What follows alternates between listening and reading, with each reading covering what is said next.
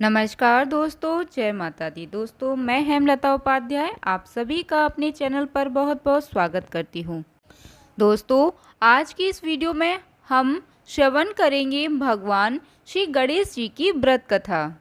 भक्तजनों, इससे पहले मैं आपको बताना चाहूँगी भगवान श्री गणेश जी यानी कि बुधवार का व्रत करने का महत्व। बुधवार का व्रत करने से सारे काम निर्विघ्न पूरे हो जाते हैं। इस व्रत के पुण्य प्रभाव से घर परिवार में सुख समृद्धि आती है, साथ ही बुद्धि तेज होती है। कहते हैं जो व्यक्ति लगातार 7 बुधवार व्रत कर भगवान गणेश की विधि विधान से पूजन करता है, उसके घर में अन्न के भंडार की कभी कमी नहीं रहती है। साथ ही दोस्तों, बुधवार का व्रत करने से कुंडली में बुध ग्रह भी मजबूत होता है। तो आइए जानते हैं भगवान श्री गणेश जी की व्रत कथा। दोस्तों, जोर से कहिए, बोलिए गणपति भगवान की जय। एक समय की बात है, समतापुर नगर में मधुसूदन नाम का एक व्यक्ति रहता था। उसका विवाह पास के ही नगर में बलरामपुर की रहने वाली संगीता से संपन्न हुआ। वह दिखने में सुंदर और सुशील थी।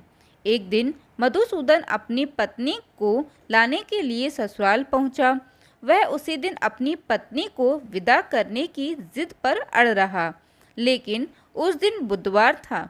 पत्नी के घरवाले समझने लगे कि बुधवार के दिन यात्रा करना अशुभ होता है, पर वह नहीं माना। संगीता के घर वालों को उसे बुधवार के दिन ही विदा करना पड़ा। कुछ दूरी तय करने के बाद ही रास्ते में बैलगाड़ी का पहिया टूट गया। फिर दोनों गाड़ी से उतरकर पैदल यात्रा करने लगे। इसी बीच संगीता को प्यास लगी। तभी मधुसूदन पानी लेने गया। जब वह पानी लेकर लौटा तो हैरान रह गया। उसने देखा कि उसकी पत्नी के साथ उसका कोई हमशक्ल बैठा है। पास जाकर उसने हमशक्ल से पूछा कि कौन हो। इस पर उस आदमी ने कहा उसका नाम मधुसूदन है और वह संगीता का पति है। इस पर मधुसूदन भड़क गया और बोला कि ये झूठ है, असली मधुसूदन तो मैं हूँ। मैं संगीता के लिए पानी लेने गया था। इस पर हमशक्ल ने कहा कि वह तो पानी लाकर संगीता को पिला भी दिया। अब इनमें संगीता के असली पति होने को लेकर झगड़ा होने लगा। तभी उस नगर के राजा एक सिपाही वहां पहुंचा। उन्होंने संगीता से पूछा कि उसके असली पति के बारे में सवाल किया।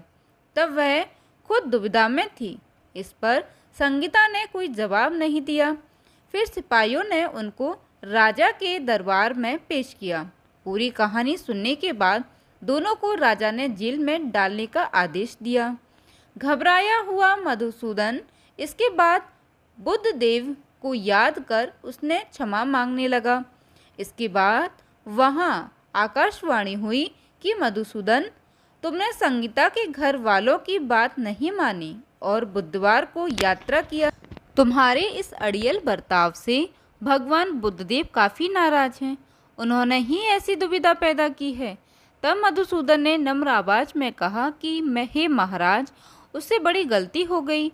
वह आज के बाद से कभी भी बुधवार की यात्रा नहीं करेगा और हमेशा बुधवार के दिन व्रत भी रखेगा। क्षमा मांगने पर बुद्धदेव का क्रोध शांत हो गया।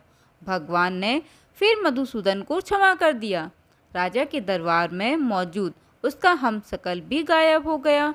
बुद्धदेव की कृपा से राजा ने फिर मधुसूदन और संगीता को विदा कर दिया। राजमहल से जैसे ही वे आगे बढ़े तो रास्ते में बैलगाड़ी भी सही सलामत मिल गई। दोनों एक साथ खुशी खुशी अपने नगर लौट आए। इसके बाद से वे हर बुधवार का व्रत रखने लगे। उनका जीवन सरल और सुखमय हो गया।